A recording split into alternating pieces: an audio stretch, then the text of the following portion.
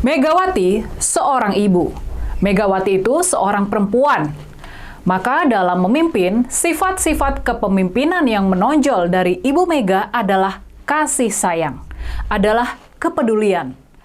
Kalau ada anak Ibu Mega yang disakiti, maka hati Ibu Mega bakal ikut merasa tersakiti. Begitulah perasaan seorang ibu. Dia penuh kasih sayang, penuh perhatian, dan juga penuh dengan kepedulian.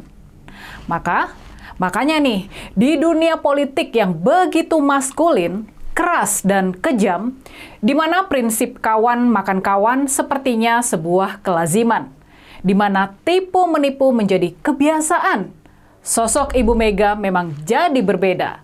Dia menjadi sangat berbeda. Sosok Ibu Mega menjadi menonjol, dan seringkali dia mungkin jadi terasa menjengkelkan di mata para lelaki yang lebih berfokus pada kekuasaan. Ibu Mega memimpin memakai hati. Ibu Mega memimpin menggunakan nurani. Dia marah, dia sangat marah kalau anaknya disakiti. Dan Ibu Mega sebagaimana ibu-ibu lainnya, dia bukan penakut, dia bukan pengecut, dia membela anaknya yang disakiti. Dia berani mengungkapkan kemarahan dan kekecewaannya. Dia berani mengungkapkan kemarahan dan kekecewaannya tersebut bahkan kepada seorang Presiden Prabowo Subianto sekalipun. Ibu Mega bukan seorang politisi yang bakal menusuk dari belakang.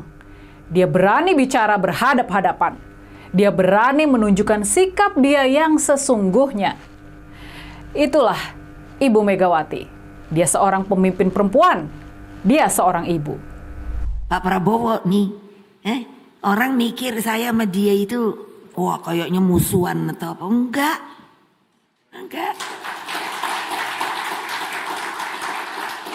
Nah, tapi saya bilang, Mas, kita kan boleh dong. Saya ketua umum, kamu ketua umum. Kalau kamu dibegitukan, melihat anak buah kamu dibegitukan, apa rasanya sebagai ketua umum? Pasti perasaan kita sama.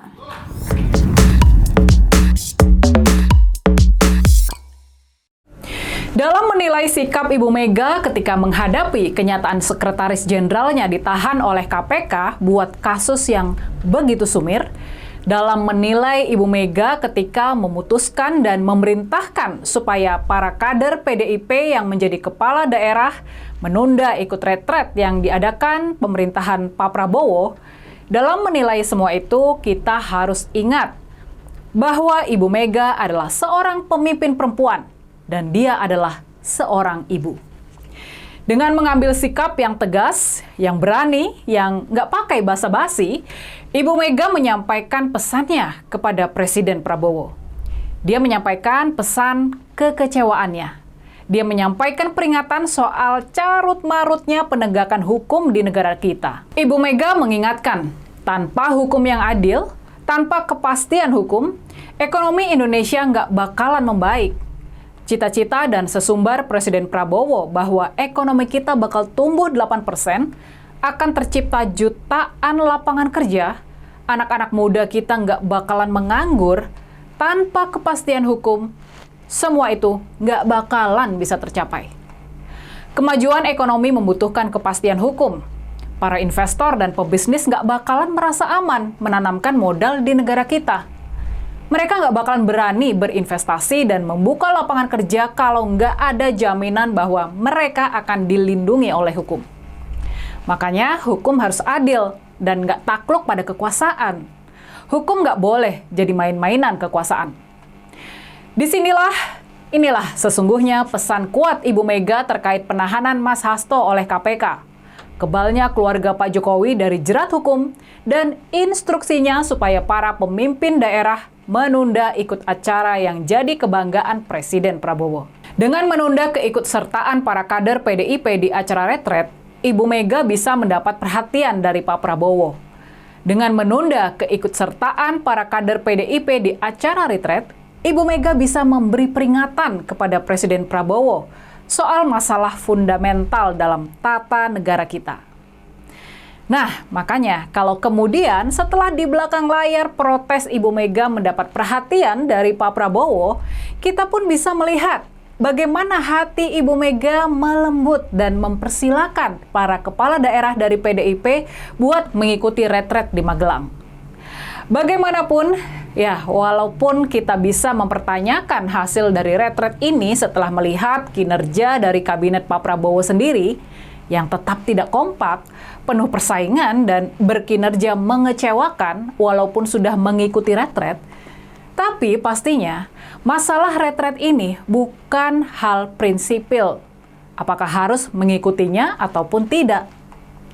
Gak ada hubungannya juga mengikuti retret ini dengan kinerja para kepala daerah dalam melayani rakyat nantinya. Apakah ada jaminan? Apakah ada jaminan misalnya bahwa para kepala daerah yang sudah mengikuti retret ini nggak bakal korupsi? Apakah ada jaminan? Lalu kalau nanti ada kepala daerah atau menteri yang sudah mengikuti retret kedapatan korupsi, lalu apakah itu berarti retret yang diinisiasi oleh Pak Prabowo ini gagal dan sia-sia? Apakah begitu? Kan tidak juga ya. Nah, yang juga perlu jadi catatan selanjutnya, nah ini juga penting.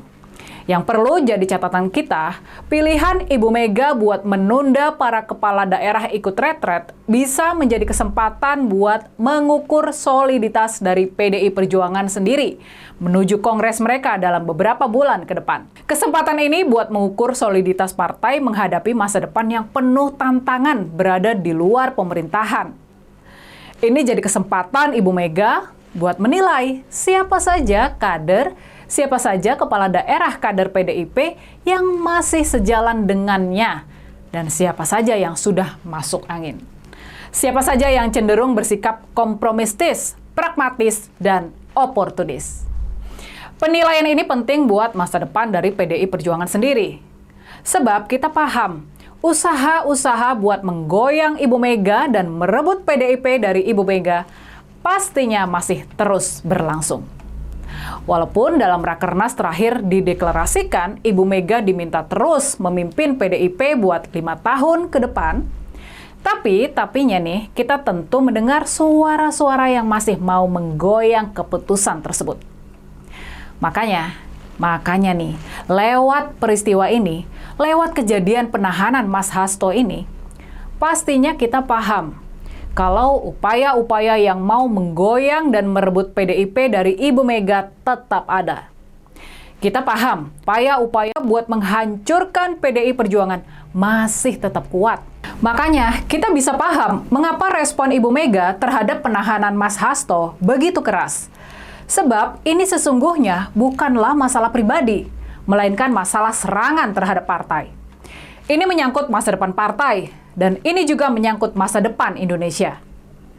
Ingat, kita harus ingat, nggak bakalan ada kemajuan ekonomi, nggak bakalan ada pembukaan lapangan kerja secara besar-besaran kalau hukum di negara kita masih carut-marut dan tunduk pada kekuasaan.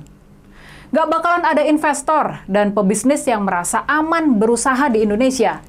Nggak bakal ada anak bangsa, nggak bakalan ada warga negara yang merasa aman hidup di negara kekuasaan. Jadi gimana? Kalian sekarang sudah paham kan sama sikap Ibu Mega? Ingat, Ibu Mega adalah seorang pemimpin perempuan. Dia seorang ibu. Megawati adalah ibu.